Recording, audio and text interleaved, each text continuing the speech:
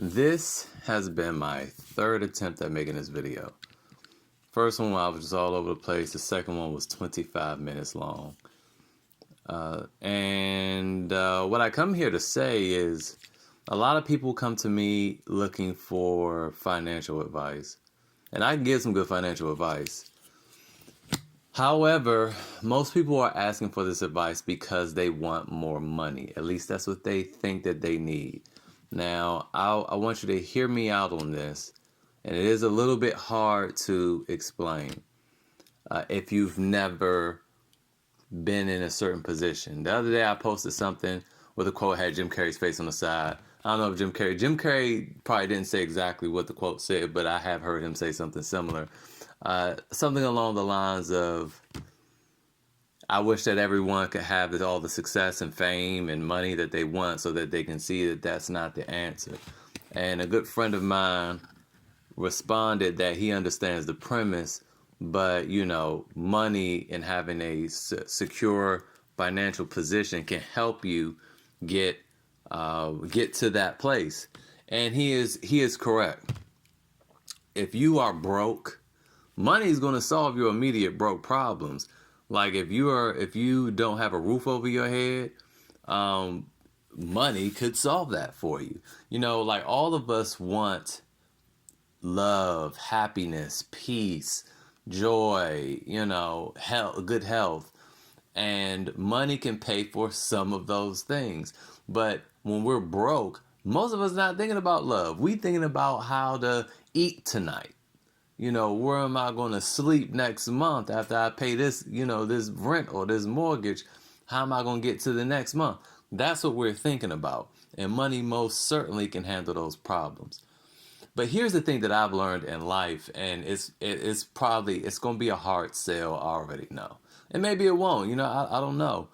But what I've noticed in my life is that the harder I worked, the less I ended up having.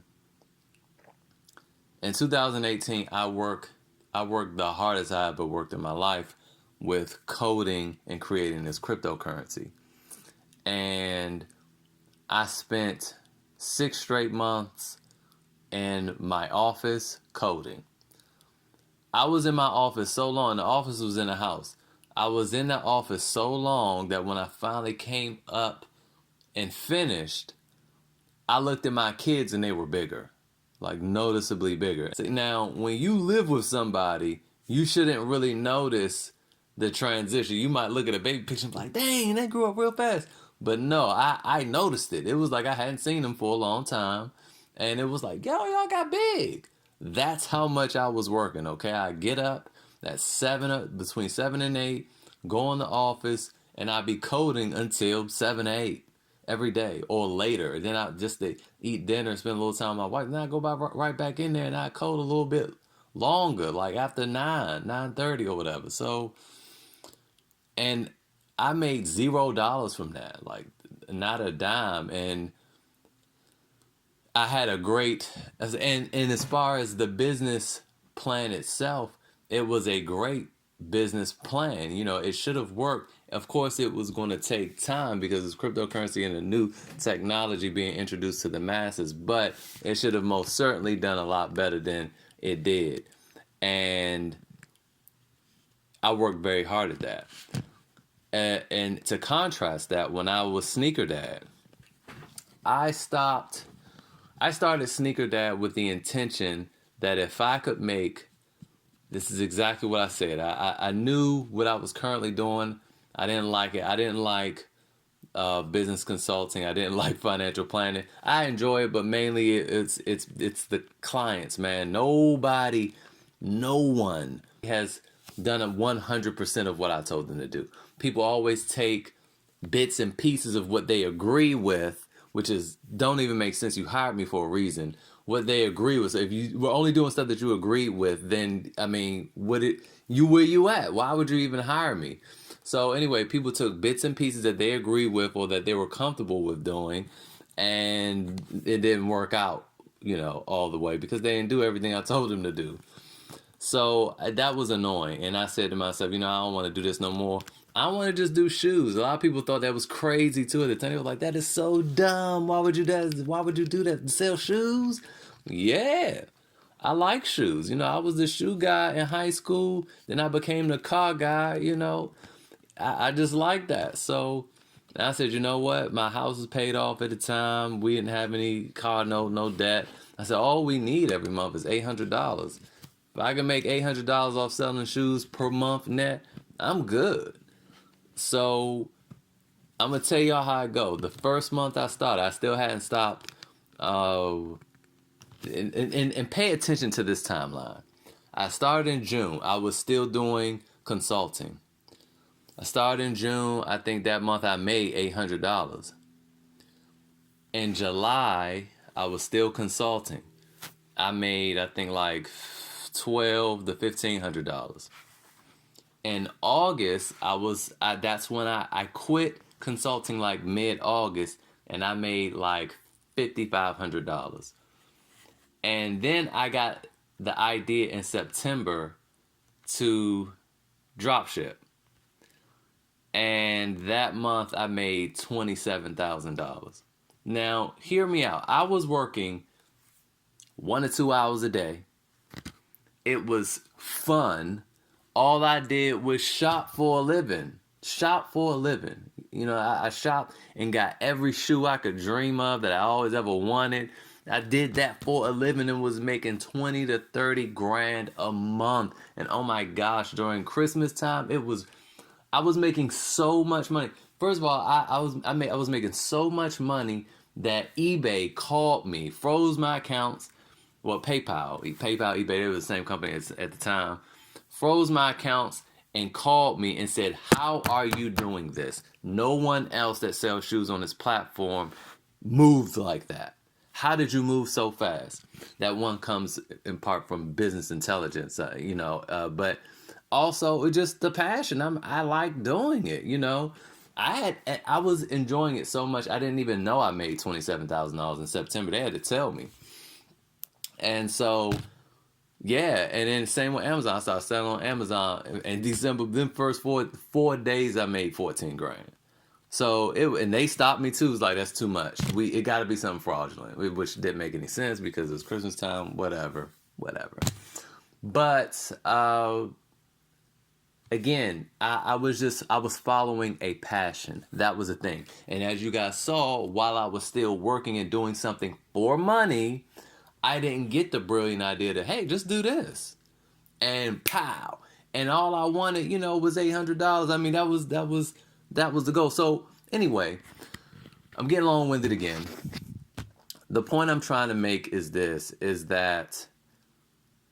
not to chase money, but chase passions. Okay, do that thing that's in your gut to do, despite what it looks like. Going back in response to what he's saying now. Then after a few years, I stopped doing Sneaker Dad. And an old friend of mine was like, "You were making so much money." I showed him one of my W2, not W2s, but one of my 1099s. And he was like, "Oh my God, you were making so much money. Why would you stop this? I mean, you straight." And I told him the same thing from the quote. I said, because I had stopped liking it at that point. And I told him, I said, "Dude, it's hard to explain, but money ain't everything." That's kind of the only way I could sum this up. It's just money isn't everything. I still feel the same way I felt when I was working and doing consulting. What is the point of life and what is the point of money? First of all, what is the point of life if we have to live doing things we don't want to do? Kill me now. I don't want to live here. I don't want to deal with that. What kind of life is that? You're not living. All right? Number two, what is the point of making a whole bunch of money if I can't enjoy it? And that goes for anything from investing to just saving, or just simply being in a place or building a business that I've built that requires so much of my time. And I hate doing it. I mean, I want to be able to enjoy the money, meaning I want the money to be able to afford me the things that I truly want in life, which is peace, which is happiness, which is love. And how am I going to get love for money? It could buy me some time, some free time. And so I'm kind of contradicting what I was saying earlier. Money can buy you some free time in a sense. I could do something and get some passive income and have more free time with my family. Look, I'm not saying that we don't need money in life. We do need money because of the society that we have. What I'm saying is, I'm going, even on this channel, I want y'all to see me. I want to show y'all that it doesn't involve hard work. That's all I really came to say. It doesn't involve hard work. Everything I ever really wanted in life came from me simply just knowing exactly what I wanted and not changing it. And I know a lot of you out there, if you think about it, you've done it before too. And if you haven't, then try it. Think of something small that you want, and then that's it. Just think of something small that you want. Don't think about how to get it. That's the problem. That's why people work hard, because they're trying to come up with ways to get what money can buy them. People don't want money. Money inherently alone doesn't do anything. People want the things that money can buy. So think about a thing that you want that money can buy, but don't think about how to get it. And that's it. Just want the thing. Just want the thing. Accept that you want it, and picture yourself what you're going to do with it, and then that's it. Be happy about the thought. That is it. It will manifest itself somehow. And I don't want to really, I hate to say I don't want to get spiritual, but everything is spiritual. Life is about personal spiritual growth. It's not about collecting things. All right, so you gotta put money and things in their proper place. You do need what you want. Okay, your wants are your needs. If I'm going to drive something, I need to have a car that I want. I like big, luxurious, fast cars, and it just so happened that all them joints expensive. I know some people, as a financial planner, I've talked to a lot of people. There's some people that straight up their dream car is a Honda Accord. Not mine, okay? So the point of the video was that money isn't everything. And the reason why I gave examples of me having success from just simply doing things that I enjoyed is to illustrate that that is the thing you need to focus on. Enjoyment, not money. If you're focused on money, that means you're afraid of money.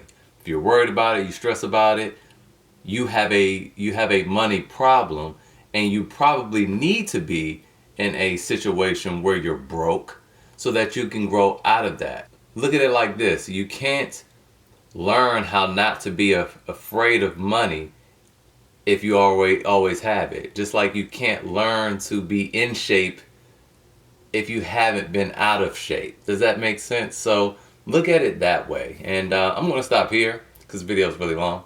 And yeah, I'll see you guys next time.